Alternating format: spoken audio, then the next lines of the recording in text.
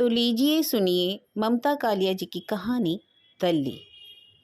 निधि की शादी करने के बाद मदान दंपति ने कहा, लोग बेटी का ब्याह करने पर गंगा नहाते हैं, पर हम लोग गंगा मैली नहीं करेंगे। समीधा बोली, इससे अच्छा है भारत दर्शन पर चलें। घूमना उसका मनपसंद काम है, लेकिन जाने कब दिमाग में यह जमकर बैठ गया कि घुमक्कड़ी का असली मजा अपने साथी के संग ही आता है। फिल्मों, रोमांटिक उपन्यासों और अमर प्रेम कथाओं पर पनपा उसका दिल अभी 10वीं पास कांता कुमारी की तरह सोचता है। उसका बिस्तर प्रेमी पति सफर के नाम से बिदकता है। अनुराग मदान को सफर के नाम पर गंदे प्लेटफॉर्म, घिचपिच, भीड़ और जेब कतरे याद आते हैं। अखबार पढ़ पढ़कर तुम्हारे दिमाग का दिवाला निकल गया, समीधा ने कहा। तुम जड़ता के आनंद में मग्न मन रहो, तुम्हारा बस चले तो तुम इसे राम राज्य कहो। अच्छा यह बताओ, अब तक सफर में कितनी बार तुम्हारी जेब कटी है? कब तुमने खड़े खड़े सफर किया? इससे क्या, ये सब खतरे मौजूद तो हैं, अनुराग बोला। अब ऐसी समस्या नहीं है, वातानुकूलित श्रेणी में भी तो जा सकते हैं। अब तो हम वरिष्ठ नागरिक हैं, समीधा ने कहा। तुम हो, मैं नहीं, अनुराग ने स्पष्ट किया। वे हम सफर ही नहीं, हम उम्र भी थे। पत्नी 60 की होते ही रेलवे विभाग के लिए वरिष्ठ नागरिक बन गई थी। पति को अभी 5 साल प्रतीक्षा करनी थी। समीधा को कोई कुंठा नहीं, बोली, ऐसा लग रहा है एक बार फिर लड़कपन लौट आया है। 12 साल तक आधी टिकट लगती थी, अब पौनी लगेगी। ताज्जुब यह था कि अनुराग सफर के लिए तैयार हो गया। उन्होंने सोचा था कि राष्ट्रगान के अनुसार पंजाब, सिंध, गुजरात, मराठा, द्राविड़, उत्कल, वंगा सब घूम लिया जाए। सिंध अब नक्शे से बाहर था। पंजाब, गुजरात, मराठा इतने प्रदेश देखने में ही तो 10 दिन लग जाएंगे। इसलिए तय किया कि भारत दर्शन 2 टुकड़ों में किया जाए। निश्चय आरक्षण में बदला और इस वक्त वे रेलवे स्टेशन पर थे। कुली फॉर्म के जूते पहने था। वह लंबे फुर्तीले ढक भर रहा था। उनकी दोनों अटैचियां और थैला उसने आसानी से उठा लिया और प्लेटफॉर्म नंबर 7 के लिए चलने लगा। थोड़ी देर वे उसके साथ कदम मिलाने की कोशिश करते जल्दी हाँफ गए। अब कुली आगे था और वे पीछे। कोई बात नहीं, पीछे से उस पर ज्यादा नजर रखी जा सकती है, समीधा ने सोचा। सीढ़ियों पर एक तरफ ऊपर की ओर चढ़ता हुआ रेला था तो दूसरी तरफ उतरता हुआ।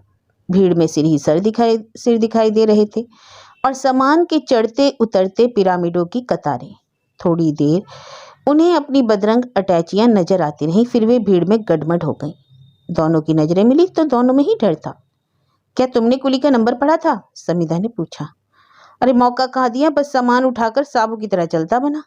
अब इस रेल में उसे कहाँ ढूंढेंगे? अपने डिब्बे तक पहुंचने में वे दोनों पसीना पसीना हो गए। देखा कुली सामान समेत सिर घुमाकर उन्हें देख रहा है। समीधा, क्यों भैया, गाड़ी तुम्हें पकड़नी है या हमें तीर की तरह पहुंचो? देख तो लेना था कि सवारी कहाँ है। कुली ने कहा, बहन जी आपको तो गाड़ी पकड़नी है, मुझे तो दिन भर में 20 गाड़ी पकड़नी होती है। जल्दी पैसे निकालिए, गाड़ी चढ़ने वाली है। कुली ने बर्थ के नीचे सामान नहीं लगाया। उठंग खड़ी करके दोनों अटैचियां रास्ते के बीच अड़ाकर उनके ऊपर बैग रखा और 20 रुपए लेकर चलता बना। असली मरण था झुकना। झुकते समय बड़ी शिद्दत से याद आ जाता है कि उम्र की चौरबत्ती है कमर में।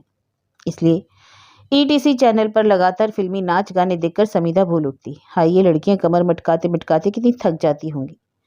लोगों के पैरों के बीच किसी तरह अटैचियां ठेली और वे लस्त होकर बैठ गए। इच्छा हो रही थी कि तुरंत लेट जाए, सांस जरा सम पर आ जाए तो आंख खोले, पर तभी टिकट चेकर आ गया। आरक्षण पक्का था, पर उसे तो अपनी ड्यूटी निभानी थी। उसने एक एक चीज जांची, जन्म प्रमाण पत्र, नाम और तारीख।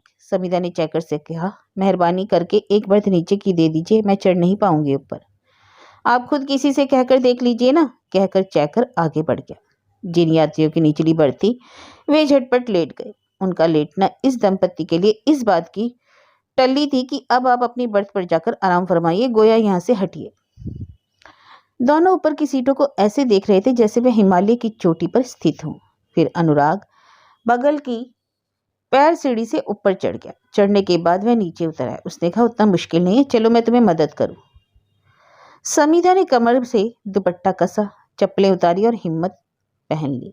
उसने पैर सीढ़ी का पर पहला कदम रखा। पति ने कहा, देखो गिर मत पड़ना, वैसे मैं नीचे खड़ा हूं।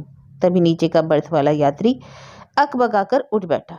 उसने कहा, मैडम आप परेशान ना हो, मैं ऊपर चला जाता हूँ। उन दोनों ने कृतज्ञता जताई। यात्री अपना चश्मा, अखबार और पान मसाले का डब्बा लेकर ऊपर चला गया। अनुराग ने हमेशा की तरह चश्मा, वॉलेट और घड़ी समीधा को पकड़ाई और सिर तक कंबल ढककर सोने की घोषणा जारी कर दी। अब समीधा को 9 चीजों की चौकसी करनी थी। दोनों के चश्मे, बटुए और घड़ी तो थी ही, सीट के नीचे रखे सूटकेस और थैला भी। सुरक्षा चैन वह जानबूझकर नहीं रखती थी, क्योंकि उसे बांधने की कसरत उससे नहीं होती थी। मन में यही आता कि अटैचियों में आखिर ऐसा है ही क्या, कुछ जोड़ी कपड़े और कागज पत्तर बस। अनुराग कहता, मेरे कुर्ते इतने लंबे और खुरदुरे हैं कि चोर उन्हें ले भी गया तो वापस कर जाएगा। पर देर तक नींद नहीं आई। सामान की असलियत पता होने पर भी चोरी का डर एक स्वतंत्र खतरा होता है। आजकल तो चोर रेल में चढ़कर चोरी के साथ साथ मारपीट भी तो कर जाते हैं। समीधा सोचने लगी, कैसे होते हैं रेल चोर? वे कच्चा बनियान गिरोह के होते होंगे या लोटा चोर बिरादरी के, या इन्हीं सोते हुए यात्रियों में से कुछ लोग उठकर अचानक लूटपाट शुरू कर देते हैं। कुछ हो भी रेल चोर होते होंगे तो जबर। डब्बे के दोनों तरफ के टॉयलेट में ये वॉश बेसिन के ऊपर का शीशा, टोटी और मग नदारत, जहां जहां लिखा था भारतीय रेल आपकी संपत्ति है, इसकी रक्षा स्वयं करे, वहां वहां चोरों ने कुछ ना कुछ अवश्य उखाड़ा हुआ था। समीधा को अपने पर हैरानी हुई। कहाँ तो उसने सोचा था यात्रा में सिर्फ सुंदर दृश्य, मधुर बातें और अच्छे अनुभव इकट्ठे करेगी। कहाँ यह निर्मूल आशंकाओं से घिरी हुई। रात के सफर से नागवार लगते हैं, ना बाहर का दृश्य दिखाई देता है, ना अंदर का अनुभव। सब के सब यात्री एक से कंबल ओढ़कर लेटे हुए ऐसे लगते हैं जैसे लाश गाड़ी जा रही हो। समीधा ने अपना कंबल उखाड़ दिया, पानी पिया। उसे लगा भ्रमण अकेले करने का सुख इससे बढ़कर और बेहतर होता होगा। यह क्या कि दूसरे की इच्छा को आदेश समझो। घर से चलते हुए अनुराग ने उसे घुड़का था। वह अक्सर उसे अग्रिम घुड़क देता। सफर में कोई प्रसाद कहकर कुछ दे तो खा मत लेना। जहर खुरानों का किस्सा रोज अखबार में आता है। नशे का लड्डू खिलाकर यात्रियों को लूट लेते हैं। तुम तो तैयार बैठी रहती हो धोखा खाने के लिए। समीधा ने हमेशा की तरह मुंह लटका लिया। लड्डू और धोखे का रिश्ता वह आज तक नहीं बैठा पाई। दिल्ली सकुशल पहुंच गए। इस बार प्लेटफार्म पर छांटकर एक ऐसा कुली चुना जो शक्ल से थका हारा लगे। उसे पहले ही समझा दिया, भाई धीरे धीरे चलना। स्टेशन पर जगह जगह लगे भारत दर्शन के पोस्टर मन को आह्लादित कर देते हैं। हर पोस्टर स्वागत स्वागत बोल रहा था। स्टेशन इस वक्त साफ सुथरा था। सुबह 6:40 के वक्त एक नया नकोर प्रदूषण रहित दिन इन दोनों के सामने प्रस्तुत था और वे मन में अगली यात्राओं के सुहाने नक्शे बना रहे थे। अच्छी चाय की तलब लगी थी। सीढ़ियों से हो कुछ लोग साफ टैक्सी, साफ स्कूटर कहते पीछे लगे। अनुराग ने उन्हें मना कर दिया। पास ही के यात्री भवन जाना था। उसने कुली से कहा वह वहां तक पहुंचा दे। टाइम नहीं है, कुली ने कहा। जैसे ही वे सीढ़ियों के नीचे उतरे, कुली को माए सामान हथियाने के लिए 2-3 तरफ से लोगों ने घेर लिया। कुली असहाय सा सामान के मालिकों की तरफ देखने लगा। अनुराग ने कहा, हमें कहीं नहीं जाना है, सामान छोड़ दीजिए। सफेद कोट पहने एक आदमी ने कहा। मोहन होटल चलिए साहब, एकदम सामने, फर्स्ट क्लास कमरा, बाथरूम साथ में साहब। श्री कृष्णा लॉज चलिए साहब, बिल्कुल नजदीक है, दूसरा बोला। कुली बोला, सामान गिन लीजिए साहब, हमें पैसे दीजिए, हम जाएं। समीधा बिगड़ी। यहाँ दलालों के बीच हमें फंसाकर तुम जा रहे हो। कुली ने पास खड़े पुलिस के सिपाही की ओर इशारा किया और पैसे लेकर चला गया। अनुराग ने सिपाही से कहा, देखिए हमें यहीं पास के यात्री भवन में जाना है। होटलों के एजेंट परेशान कर रहे हैं, हमारे ठहरने की जगह हम तय करेंगे या ये, इन्हें मना कीजिए।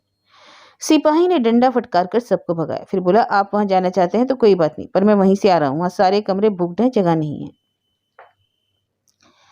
वरिष्ठ दंपत्ति ने गर्दन उठाकर उस भव्य इमारत को देखा। इतने कमरों वाले भवन में 2 पर्यटकों के लिए क्या एक कमरा भी नहीं? एक मन हुआ सिपाही की बात मान ले, सरकारी आदमी है, सच ही बोल रहा होगा। फिर सोचा चलकर देख लेने में क्या हर्ज है। रिक्शे में सामान रखवाकर यात्री भवन पहुंचे। साफ सुथरा हरा भरा परिसर देखकर ही तबीयत खिल उठी। पोर्च में एक मोटर बाइक खड़ी थी, जिसके इर्द गिर्द 2-3 लोग पेपर कप में चाय पी रहे थे। अंदर काउंटर खाली था। उन दोनों ने थोड़ी देर प्रतीक्षा की। खाकी कपड़ों में एक आदमी लाउंज की तरफ से आया। उसने कहा, यहाँ कोई कमरा नहीं है, किसी जिम्मेदार आदमी से बात करवाओ। अनुराग ने कहा। वह बाहर पोर्च में आ गया। उसने मोटर बाइक के पास चाय पीते लोगों से कुछ कहा। जल्द ही चाय पीने वाले सारे टुकड़े ने अंदर आकर काउंटर पर अपनी जगह संभाल ली। उनमें से एक ने रजिस्टर में देखते हुए पृष्ठ पलटे और चश्मा खिसकाते हुए बोला, इस वक्त कोई कमरा उपलब्ध नहीं है। यात्री भवन में पसरा सन्नाटा देखकर यकीन नहीं हो रहा था कि इसमें सैकड़ों कक्ष इस समय भरे होंगे। ना कोई आता दिख रहा था, ना जाता। क्या एक भी कमरा नहीं होगा? बताया ना आपको, जरा रजिस्टर देखें आपका, अनुराग ने कहा तो पहली बार काउंटर कर्मचारी ने उसे गौर से देखा। अनुराग का खादी का लिबास प्रायः लोगों को इस भ्रम में डाल देता कि जरूर कोई राजनेता है। दूसरे कर्मचारी ने कहा, आप परेशान ना हो सर, बगल में लाल महल होटल है, यहाँ से बड़े और शानदार कमरे हैं, वहाँ किराया भी वाजिब है। मैं रिक्शे वाले को समझा देता हूँ, वहाँ चले जाइए। इन दोनों को गैर सरकारी होटलों से डर लगता था। पत्नी को तो सारी रहस्य रोमांचक वाली फिल्में और कहानियां एक साथ याद आ जाती। उनके लिए आज भी सरकार शब्द में सुरक्षा, विश्वास और सच्चाई निहित थी। फिर लाल महल नाम ही काफी तिलस्मी लग रहा था। समिधा ने कहा, देखिए 10 घंटे बाद हमें फिर सफर करना है, हमारे पास पिछली अगली यात्राओं के व्यस्त टिकट है, कायदे से हमारा हक बनता है यहाँ। अब दूसरा कर्मचारी बोला, वातानुकूलित कमरा खाली नहीं है। कोई बात नहीं, मौसम अच्छा है, सामान्य कमरा भी चलेगा। बड़े बेमन से कर्मचारी ने एक कार्ड उनके सामने पटक दिया। अनुराग ने कार्ड में विवरण भरा। कर्मचारी ने कहा, आपको 2 दिन का किराया देना पड़ेगा। क्यों? हमारा चेक इन चेक टाइम 10 बजे है, आप पहले आ गए। हम 15-20 मिनट इंतजार कर लेते हैं, पर आपकी गाड़ी का समय तो 6:40 है ना सर। दिखाएं आप कहाँ लिखा है, अनुराग ने कहा। काउंटर कर्मी भड़क गए। आप इंस्पेक्शन पर नहीं आए हैं जो आपको कागज दिखाएं। दुनिया भर के होटलों में आने के वक्त किराया लिया जाता है, गाड़ी के वक्त से नहीं। काफी बहस और इंतजार के बाद कमरा आवंटित हुआ, शुल्क जमा किया गया और काउंटर कर्मी ने कहा, 409। वे सामान के लिए इधर उधर सहायक खोजने लगे। सामान आपको खुद ले जाना पड़ेगा, कर्मचारी ने बताया। किस तरह वे सामान घसीटकर लिफ्ट तक लाए। 4थी मंजिल पर जाकर उन्होंने पाया कि कई गलियारे और मोड़ पर अटेंडेंट के हाउसकीपिंग पटल के पास कमरा नंबर 409 है। आगे पीछे के गलियारों के सभी कक्ष खाली पड़े साए साए कर रहे थे। गलियारों की छत में कबूतर फड़फड़ा रहे थे। फर्श पर हफ्तों पुरानी बीट चिपककर सूख गई थी। पूरी मंजिल पर इन 2 यात्रियों के सिवा कोई आहट नहीं थी। सामान उठाना एक समस्या थी। उन दोनों को लग रहा था कि यह समस्या सारे भ्रमण साथ चलेगी। उन्होंने तय किया कि सामान नीचे क्लॉक रूम में जमा कर दें। सिर्फ थैला लेकर समिधा कमरे की तरफ चली। सूटकेस लेकर अनुराग नीचे आया। क्लॉक रूम के सहायक ने सामान घुमा फिराकर अच्छी तरह जांचा और कहा, ये जमा नहीं सकते। लेकिन क्यों? इसमें ताले नहीं लगे। इनमें स्वचालित ताले लगे हैं जो सिर्फ नंबर से खुलते हैं। नियम है कि ताला ऊपर से लगाया जाए। सरकारी नियमों में 5 रुपए का ताला 500 रुपए के ताले से ज्यादा विश्वसनीय था। लाचार होकर सामान वहीं छोड़ अनुराग ताला खरीदने बाहर लपका। ताले लग जाने के बाद सामान की पर्ची बनाते हुए क्लॉक रूम में कर्मचारी ने कहा, आपको कितने बजे जाना है? 10 बजे की गाड़ी है, 9 साढ़े 9 निकलेंगे। उसने कलम रोक दी। यह तो मुश्किल काम है, उस समय यहाँ से सामान नहीं ले सकते। इसका क्या मतलब हुआ? 9:30 मेरा छुट्टी का समय है। आपकी जगह कोई और लेगा तभी ना आप जाएंगे। वह आदमी पटपड़गंज से आता है, कभी उसे देर भी हो जाती तो मेरी आखिरी बस 9:30 निकलती है। बेहतर होगा कि आप अपना सामान अपने साथ ही रखें, कमरा आपके पास है। मजबूरन अनुराग को सामान वापस घसीटकर लिफ्ट में लाना पड़ा। एक एक कर सूटकेस सरकाकर कमरे तक लाए गए। 4थी मंजिल का सहायक गलियारे में पड़ी मेज पर बैठा पैर हिलाते हुए इस दृश्य का आनंद लेता रहा। अनुराग ने उससे कहा, हमारी सुबह की चाय और अखबार दिलवा दीजिए। वह तो एकदम सुबह मिलती है कि अब चाय नहीं मिलेगी, पर नीचे तो लिखा है वह एकदम सुबह आने वालों के लिए होता है। इस वक्त 10:30 बजे है। समिधा ने कहा, अजी यह कहाँ लिखा है कि 10:30 बजे आने वालों को चाय नहीं मिलेगी? वो सब हम नहीं जानते, जो नियम है बताए गए हमने बता दिए। आपकी शिकायत पुस्तिका कहाँ है? दीजिए, मैं उसमें लिखूंगा। यात्रियों के साथ पेश आने का वाहियात ढंग है आप लोगों का। शिकायत पुस्तिका नीचे है, जाइए, सहायक ने बेफिक्री से कहा। पर अब नीचे जाने की हिम्मत शेष भी नहीं थी। थोड़ी देर सुस्ता लेने के बाद स्नान आदि की सुध आई। टॉयलेट इतना छोटा था कि अगर समिधा जरा भी और पृथुल होती तो उसमें घुस ना पाती। उस पर उसकी चिटकनी टूटी हुई थी। अनुराग ने कहा, यहाँ और कोई नहीं है, तुम ऐसे ही चली जाओ।